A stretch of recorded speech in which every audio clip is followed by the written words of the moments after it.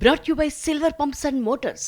Top quality और consistent performance के लिए सिर्फ सिल्वर पंप्स नाम याद रखना। ముఖ్యమంత్రి గారు ప్రభుత్వం ఇప్పుడున్న పథకం మీద 10,665 కోట్లు ఖర్చు పెట్టినా దానికి ప్రయోజనం లేకుండా పోతుంది.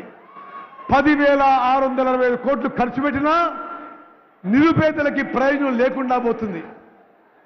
ఇప్పుడు సివిల్ సప్లై శాఖ కిలో బియ్యం 40 రూపాయలకి కిలో బియ్యం కొనుగోలు చేసి మీకు ఇచ్చినా ఎక్కువ మంది తినడం లేదు.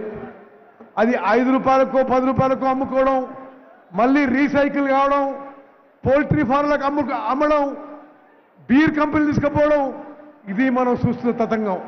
ఇది ఎన్నో సంవత్సరాల నుంచి జరుగుతున్న విషయం. నేను గత పార్లమెంట్ సభ్యునిగా పార్లమెంట్లో food and public distribution system consultative committee మెంబర్గా అనేక మార్లు పార్లమెంట్ బయట ఈ విధంగా ప్రజాధనం దుర్వినియోగం అవుతుంది, నిరుపేదలకి ప్రయోజనం చెందడం లేదనే విషయం స్పష్టంగా చెప్పడం జరిగింది. కానీ గత ప్రభుత్వాలు ఎవరు మార్పు చేయడానికి ప్రయత్నం చేయలే.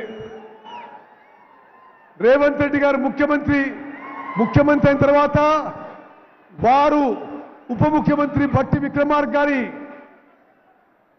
చొరవతో గైడెన్స్తో తెలంగాణ రాష్ట్రంలో ఇప్పుడు ఇస్తున్న దొడ్డు రకం బియ్యం మానేసి ఈ రోజు నుంచి ఈ సభ నుంచి యావత్ తెలంగాణలో 80 నుంచి 84% జనాభాకి సన్న బియ్యం ఇవ్వబోతుందని చెప్పి నేను మనం చేస్తున్నాను.